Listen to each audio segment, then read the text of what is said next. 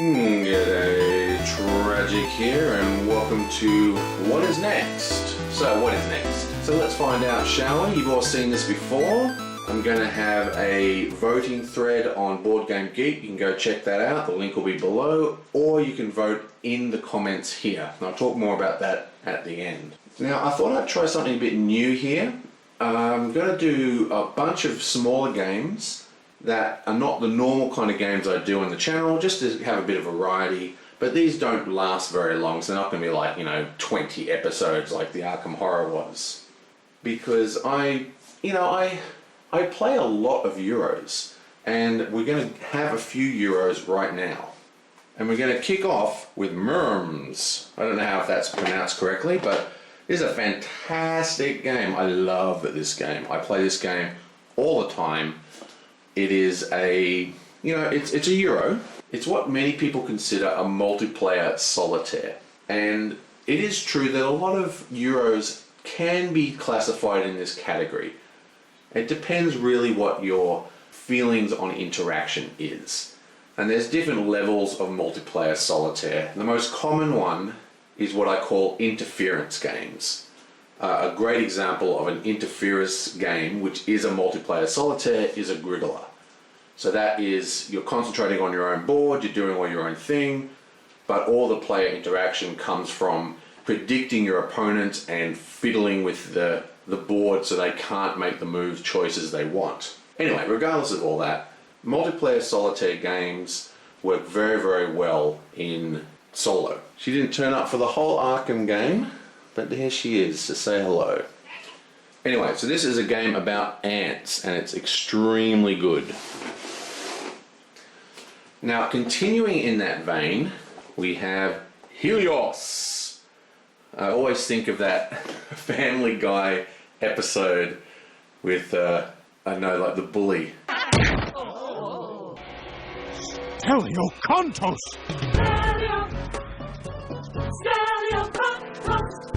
I'll splice it in. I'm a bit of a cartoon fan. Now, Helios has the same kind of thing. It's a multiplayer solitaire, plays extremely well solo, multiple-handed, and is an extremely good game. This game has quite a dedicated professional, in inverted commas, league, and I cannot play it at their level. I mean, they're like, Terra Mystica. They've got every move planned out like chess. They've got names for all the openings and stuff. But it's a great game, a seriously good game. And unlike Murms, it has no theme. I mean, it's got theme, you're like space elves or something worshipping the sun, but this is a great example of a Euro that has no theme, but they kind of pretend it does. Which doesn't hurt the gameplay at all. Extremely good game. This is The Great Fire of London, 1666. Look at that. This is what I think is a very good game as well. I enjoyed this quite a lot when I was playing it. I haven't played this for a number of years, and the reason why I'd like to play it on the channel is because I always enjoyed this game, and it has one of my favourite mechanisms which you very rarely see, which I call board reduction or space reduction. And in this particular case, it's because the city sets on fire and slowly the board gets devoured by the fire tokens. There's a number of good space games that I have that have board reduction that I really enjoy. I've got this one called Supernova where the sun blows up halfway through the game and the whole universe gets destroyed and you get pushed out to the outer side of the galaxies. It's great. But anyway, this is a really cool game. Went right under the radar, didn't get a lot of love, but I think it's extremely good. So I didn't get to play it very often, so it could be a good way for me to re-experience the game with some other people. It just happens sometimes. I collect a lot of games, and some games just go onto your shelf and you never get them back to the table, or you just never even open them. I've got a couple of games that I've never even taken out of the shrink. And this is just one of those great games that I really enjoyed that just sort of got forgotten.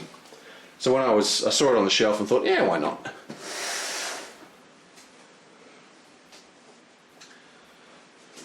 But I wouldn't want to leave you Lovecraftian fans out in the complete lurch, so We're also going to discuss the possibility of Ancient Terrible Things, which is a really, really awesome dice chucker that I love. I don't get to play this very often because my friends don't particularly like it, but I think it's great. This is a game where you use various dice combinations, so you basically roll dice and you have a hand of dice and you can make it do different things. Sort of like a really fancy Yahtzee. And what's great about this is that because you're rolling dice, you can play it multiplayer even though it's competitive. You can play it solo because it's just rolling dice. There's no actual control really. It's just how you figure out how to use the dice you get. Great game, very, very cool. I've actually played this on my channel before. Talking about dice games, I also have The Favor of the Pharaoh. This is a Tom Lehman game, and his original game, To Court the King, this is basically a reimagining sequel or whatever, was one of my favorite light travel dice games. I used to take it everywhere with me. I played it with everybody from grandparents to little tiny kids to, entire rooms full of people, like lodges and stuff. To Court the King is a great, great game. And this is the exact same game, except now we're bidding for the favor of the Pharaoh. It's similar to Ancient Terrible Things, and as in you're rolling dice and manipulating dice to create combos and stuff. The difference is that this is a power collection game, while Ancient Terrible Things isn't really. So in To Court the King, each level of the king's court, like the different dukes and stuff, would give you new abilities which you could use to make your rolls better, and you'd have a really hard roll that you'd need to get to win to court the king. And in this case, to get the favor of the pharaoh. So it's a pyramid scheme. I can see why I chose ancient Egypt. Anyway, great little dice game. Awesome. This is Darkest Night, one of Victory Point Games' big earners. They've actually just recently done a new edition of this game. And I didn't get the new edition. I've got like this and pretty much every single piece of content for this game except some of the promos. And I felt that the new edition really didn't add too much. I mean, there was a few things that were added. It was basically just, hey, why don't you just buy everything again? And I just went, nah, I'd rather buy something new, because it was basically the same game. So this is the first edition. It's still a fantastic game. It's brutally hard. Brutal. Brutal, brutal, brutal. And I think this will appeal a lot to Arkham Horror fans. Talking about brutal, it's kind of a bit of a joke, but Yggdrasil is back. Yggdrasil has been in every single one of my voting videos, and I think it's got like a total among all the videos of maybe 6 votes. It usually gets 0 or 2 at the most. I don't know why. It's a great game. It's super hard though. It's like Ghost Stories, ridiculously difficult. It's a co-op game, fighting, Norse gods and stuff. Very, very cool. Hopefully you might see that in action. And here we have, this one will appeal to the Arkham Horror fans. This is basically Arabian Nights with a spy theme, except even more convoluted. It's a co-op game, very similar to Arkham Horror in many respects. And we will be running the Swagman's Hope expansion, which has the Australia board. Now, I do have a version of this game on my channel already, but I completely screwed it up. It was like one of the very first videos I did when I was getting serious about the channel. And it's only like 5 episodes long, and I abandoned the game mid-go, and it was full of errors. So hopefully it'll go a lot better if we get it to the table. So I really want to do another run at this game. It's an extremely good game. So with luck, we'll see that as well.